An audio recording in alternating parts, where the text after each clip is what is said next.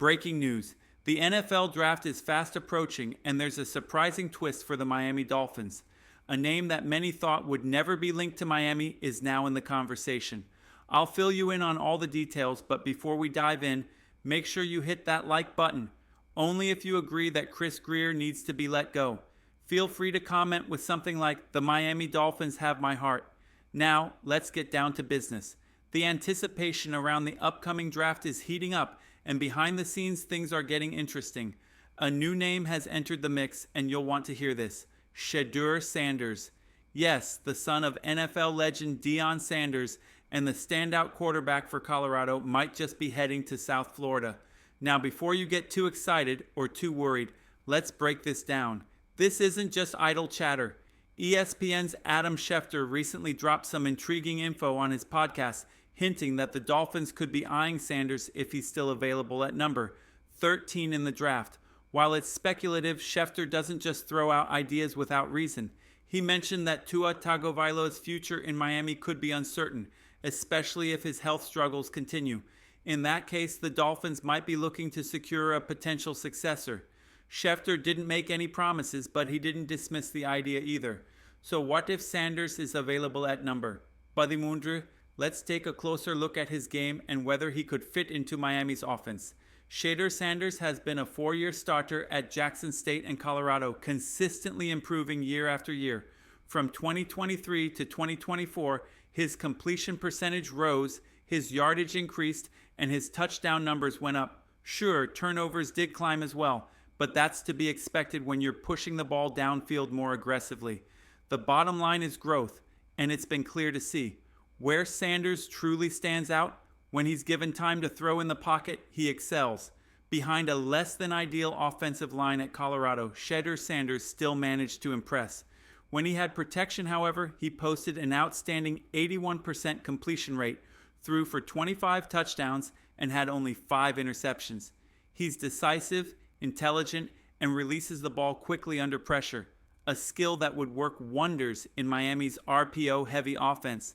This offense thrives on rhythm throws, quick decisions, and allowing playmakers like Tyreek Hill and Jalen Waddle to rack up yards after the catch. Shedeur's skill set ticks many boxes for what Miami's head coach Mike McDaniel wants in a quarterback. Quick thinking, accuracy, and the ability to thrive under pressure. His ball placement stands out. He's great at throwing receivers open, hitting them in stride, and understanding how to maximize yards after the catch, YAC. While he's not the most athletic quarterback in this class, he's mobile enough to escape pressure and gain solid yardage with his legs when necessary.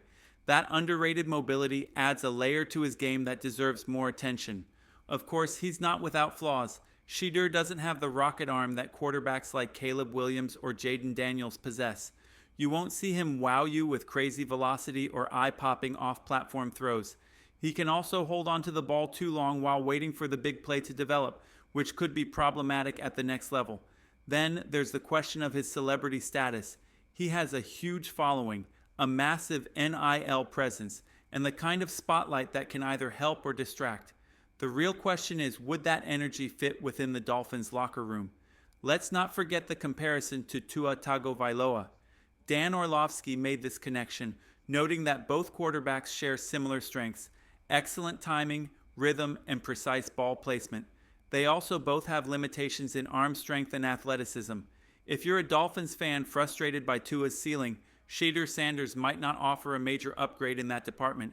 In fact, some would argue their potential is nearly identical. And that's where the tough question comes in. If you're Chris Grier or Mike McDaniel, would you be willing to invest in a quarterback whose future mirrors Tua's in many ways? Drafting a rookie quarterback usually gives a franchise a fresh 2 to 3 year window to develop the player. But the real question is, does Stephen Ross, the Dolphins owner, have the patience to go through another developmental phase when this team is built to compete now? That's the dilemma. Miami has some key needs to address. They need help at cornerback, improvements along the offensive and defensive lines, and the safety position is still up in the air. If Shedeur Sanders is available at pick 13, the question becomes, do you take a shot on a quarterback who may not even surpass your current starter, Tua Tagovailoa, or do you fill one of those holes that could make the team immediately better for the 2025 season? This isn't just about talent, it's about fit, timing, and vision. The Dolphins are in a position where every pick counts. If you use a first round pick on a quarterback who doesn't elevate the team beyond what Tua already provides, what's the point? That said, it's easy to see why Shedeur Sanders intrigues some Dolphins fans. He's accurate, battle tested, and has a high football IQ. Plus, he fits the offensive style the Dolphins run. But unless you truly believe he has the potential to take this team further than Tua ever could, this feels like a luxury pick Miami simply can't afford. Maybe another team will take that shot. Maybe Sanders slides in the draft. Maybe Miami trades back and another team picks him up. But if they stay at 13, don't be surprised if they go in a different direction. Now it's your turn. What do you think? If Shedeur Sanders is available at pick 13, do you draft him? Is he the future of the Dolphins or just another name in the long line of quarterbacks the team has searched for to finally lead them to the promised land? Let me know in the comments. Type D for draft or P for pass. And as always, keep it locked in right here for more Dolphins talk every day. And if you're still with me, Dolphins fans, here's where it gets even more interesting. The decision to draft Shedeur Sanders or pass on him has implications that go far beyond just quarterback depth. It sends a clear message about how this front office views the future of the franchise, not just for 2025, but for the next 5 years. Let's be real. If the Dolphins select a quarterback at pick 13, it's not just about planning for life after Tua Tagovailoa. It's about preparing for it. You don't use a premium draft pick on a quarterback unless you plan on eventually starting him. If the scouting reports are correct and Shedeur Sanders is as similar to Tua Tagovailoa as many believe, then you have to ask, is this front office admitting they've reached the ceiling with their current QB? And if that's the case, why not aim higher? We've seen the impact of teams taking big swings at quarterback. Look at the Texans, who went all in on C.J. Stroud and saw immediate results. Or the Jaguars with Trevor Lawrence. Even though it took a year or two, they're building around a quarterback with elite physical traits, a powerful arm, athleticism, and the ability to improvise. Shedeur Sanders, for all his talent and polish, doesn't exactly scream elite ceiling. He's precise, composed, and reliable, but he's not the kind of quarterback that makes you think he's a potential game changer. He's more of a solid, dependable pick. Think of him like a double, not a home run. That's not necessarily a bad thing, but it doesn't radically raise your offensive potential. So what should the Dolphins do instead? That's where the real decision-making starts to come into play. The 13th pick could be used to strengthen the trenches. The offensive line has been a consistent weak spot, and protecting Tua has always been a concern. Investing in a versatile lineman would make an immediate impact. Another option? Adding some firepower to the secondary. With Jalen Ramsey and Xavier Howard not getting any younger, this would be the ideal time to bring in a young cornerback who can learn from the best while locking down one side of the field for years to come. There's also the possibility of trading back. If Sanders starts to slide, teams further down in the draft might panic and try to leapfrog each other to grab him. That could allow Miami to gain an extra pick or two, which would give them more flexibility on days 2 and 3 of the draft. Let's be real.